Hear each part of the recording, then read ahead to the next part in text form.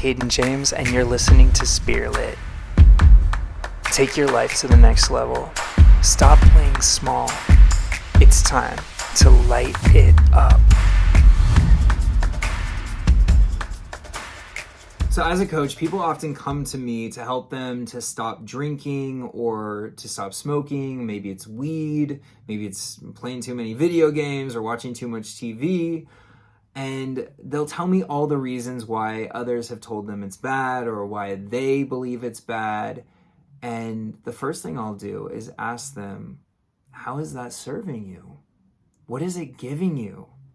What's good about this? What's so interesting is they will often be taken aback and they'll really have to think about that for a minute. But that answer, and if there's something in your life right now that you're struggling with, that you're feeling like isn't very healthy for you or isn't good for you, maybe you binge eat or something like that. If that's something that's in your vibration, ask yourself, what is this giving me? How is this helping me? What good is coming from this? And that answer will lead you toward the core issue at hand. Because if it's television, for instance, maybe you are watching a lot of Netflix and maybe it's to escape your life. You're not feeling good about your life, so you live through other people because you're really just not happy with your life. You felt beaten down, and when you watch TV, you just get to escape. Or when you drink, you escape and you feel good for a little bit. You know, you feel those happy hormones go off in your brain and you feel good for a little bit, and then you get a hangover and feel terrible. And you wreak havoc on your body, right? But for that little bit of time, you're escaping your life. You're feeling a little bit better and you're not having to deal with the deeper issue. So all of these things bring us some sort of pleasure, otherwise we wouldn't do them. And they also help us avoid some sort of pain. But when we get to the pain and we understand where this is coming from, then we can have power because we have awareness. And having awareness is key to changing your life. You have to be aware. You have to see your blind spots. You have to understand what it is that's really going on and then figure out what you really want. What do you truly desire? Because if it's that same pattern, if it's binge eating, you know, like if that's really what you want to be doing, keep doing it. But if ultimately you get the awareness of realizing, oh, I do this because that's how I feel loved, and I really just want to feel loved, then you can go about just getting that love, giving it to yourself first, and then getting it from others. And also asking for people to show up in ways that make you feel loved, and uncovering how you best receive love, or how you like to give love to others, or ways you can give more love to yourself. And that's just one example. It could be another wound that you have that you haven't dealt with. It could be a trauma that you want to unpack.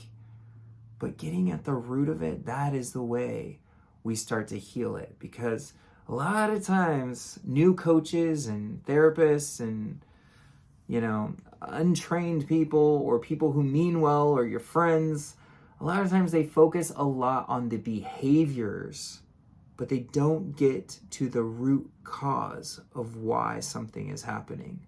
And when we get to that root cause, we can pull it up by the root. We can pull that out. We can get rid of that from our life once and for all. You know, over 7 years ago, I stopped drinking. I wasn't an alcoholic, but I definitely drank too much. I was trying to escape certain things in my life. I was really unhappy for a very long time. And I saw this as a problem in my life and something I needed to change. And I finally just said, enough. I stopped drinking and I never went back to it, but I do once in a while, I'll try an alcoholic beverage just to see the flavor or to have the taste, or some champagne, you know, when I'm flying first class. It's kind of fun to cheers with my friends. But I've never had to go back to alcohol. And I don't do it for health reasons. And also because I like where I'm at a lot better than where I was. And it's kind of a reminder of where I was if I were to drink. Not when I'm like cheersing on a plane. Or I was in France a few months ago, and I got to try champagne in an ancient cellar, like a very, very old champagne cellar that was under a monastery. It was really cool. And so those moments I won't like let myself miss out on, but I don't seek it out, and I don't drink. I'm not a drinker. And I like that. I like that for myself. And so if there is something in your life that you're doing that is causing you to escape from your life, I would encourage you to look at that and then figure out a way to make your life so great that you never want to escape it. You're enjoying it too much to want to like use alcohol and drugs and other ways of buffering and coping with life. Instead, making it so amazing that you just want to show up completely present for it. And that's not to say that you never have some fun, you never party or do something, but it is to say that you don't have to. You love your life, you love the people in it, and you love yourself, you respect yourself, and you honor yourself. That's the sweet spot. So that is something that you can learn through coaching, or you can learn through other personal development books or things like that. But I hope that I can be a resource to anybody out there to help you dive deeper. And I know within this podcast and within all the content I create, it's always here to serve you, to see things from a little bit different perspective, to uncover more of your truth, and to shine and connect with your light. So I hope you can feel that. And if you'd like some free coaching tools, I have some amazing tools, some of my favorite coaching tools that I give away completely for free. And all you got to do is go to cadenjames.com and sign up for my email list. You'll be prompted, it'll pop up, and you just put your email in there. It's super easy, and I start sending those materials over to you right away. And it's been amazing to just give good stuff away. You know, I don't just hoard all this stuff I find and create. I love giving it. And there's a lot of joy that comes from giving these materials, because they are transformative and they do really help people. And I believe that the universe keeps the ultimate score. So I just try to give, because I know that the universe is always going to take care of me. And that's just my life philosophy, and it brings me a lot of joy to help people. So I hope you'll check those out. And just know that there's always a root behind the behavior, you know. So if there's somebody in your life who is ornery, or, you know, gets on your nerves, or is rude to you, or treats you poorly, that came from somewhere. And it might not be easy, but it's helpful to see that person as an innocent child, to remember that they came to this world just pure love, and they just wanted to be loved. And if they're really cruel to you, or if they do really awful things in the world, you'll notice that if you look into their life story, or you ask them, you know, what happened to you? It's the title of a famous book by Oprah Winfrey and a doctor. They pose that question. It's the title of the book, What Happened to You?